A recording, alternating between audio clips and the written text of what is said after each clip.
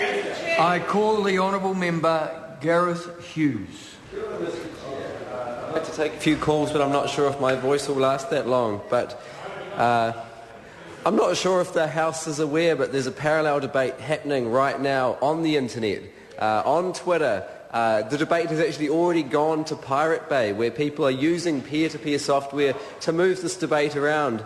And a Senator Ted Stevens moment. Senator Stevens was the guy who famously said the internet is a bunch of tubes. And a Ted Stevens moment. John Hayes has now been immortalised as the creator of the meme with his fantastic comment, the internet is like Skynet from Terminator. Already tweets and pictures with that meme have gone around. I apologise to the member for getting his name wrong. What this shows, Mr. Speaker, with all that...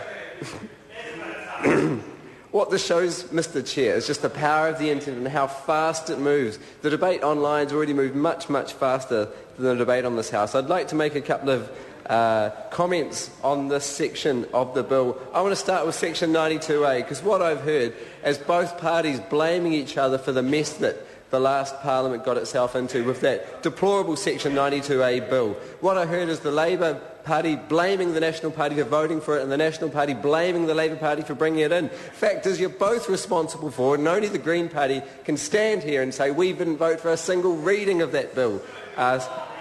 So what I'd like to see is a bit more responsibility taken in this Parliament from their legislative actions from both parties. I want to thank the officials in the corner there. They just did such fantastic work.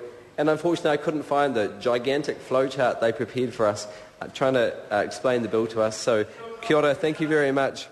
I heard from Miss Street that when it comes to internet account suspension, there's no evidence. I heard from the Honourable Member in that corner there was no compelling arguments presented by the advocates for account suspension. I don't get why we're doing this in the House, enacting this, putting this into the bill when both sides agree there isn't the evidence to back it up and there's no compelling arguments for it. Everyone in this chamber agrees education is the key. We all agree on fines and notices, yet we had to go one step further and write this deplorable account suspension into this bill. That's why, Mr. Chair, I have introduced an SOP to take that deplorable series of clauses from 1220 through to 122PA out of the bill, because frankly account suspension just shouldn't be in legislation, full stop. We've heard some good arguments why it is bad from the Labour Party, but what I've heard in the debate this evening is there's two different things.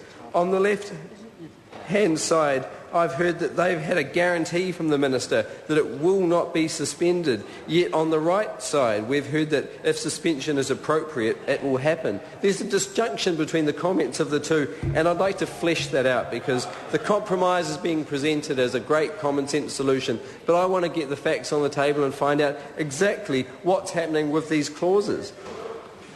The fact is that it's still in the legislation, full stop. I'm sure Labour believes and I'm sure their intentions are good, but the fact is that their perspective on the negotiations are solely their perspectives. It's not necessarily that of reality. The fact is the National Party did have the numbers, so maybe they simply just called the Labour Party's bluff.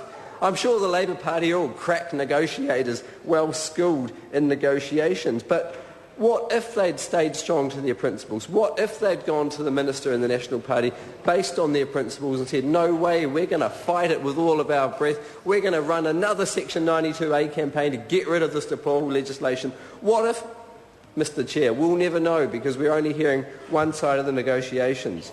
Minister Power has a track record of building cross-party support for his legislation in Parliament. I'm sure that would have been an incentive to actually bring together a robust piece of legislation that didn't have this deplorable clause allowing accounts to be terminated in it. The fact is I do admire and acknowledge the intent from the Labour Party, but I just don't trust the National Party when it comes to this bill and being able to enact account suspension under this legislation through an order in Council. And I don't know why Labour trusts them either, because Labour doesn't trust them on GST, doesn't trust them on tax, doesn't trust them on workers' rights. Why would they all of a sudden start trusting them on digital copyright issues? I think it's just amazing, Mr. Chair. The Green Party wasn't involved in any of the out-of-select committee negotiations, so we don't know what was discussed. Will any member... Mr Chair. I call the honourable member Gareth Hughes. Thank you, Mr Chair. I want to ask the members on both sides of the House, what was negotiated? Is there a piece of paper? What was the deal? Because none of that information has come out, yet the Labour Party is telling the New Zealand public to trust us that we are crack negotiators and we've struck a great deal with the National Party to make sure this never comes into force, yet the National Party is saying they will bring it in if it's appropriate. Where is this deal? Will anybody table the deal? Is it on paper? What's the threshold? What's the threshold for account suspension to be brought in? Is there going to be any public consultation when this is enacted in order to council? All of these questions aren't being answered and the public have the right to know why this is happening. So, Mr Speaker, in the absence of this information being out to the public, I urge parties to support my supplementary order paper and take termination out of this bill. It can come back to Parliament because that's where it rightfully should be, not by the decision of a minister making an order in council. The decision should be made in Parliament. This is a big call we're making tonight. The state's power to come in and turn off your internet account for a civil offence, not even a criminal offence.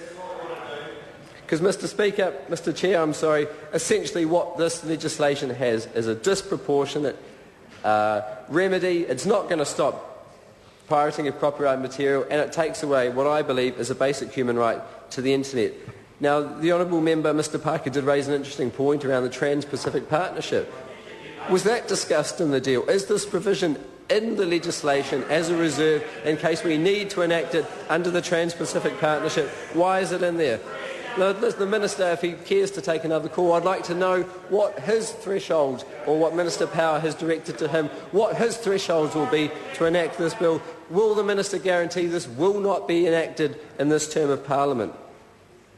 Mr Chair, in summary, we all acknowledge this bill is a step in the right direction after the old failure of Section 92A, but the Green Party cannot vote for this bill to support having such a clause written into it, even if it's not to be enacted. Kia ora. I call the Honourable David Parker.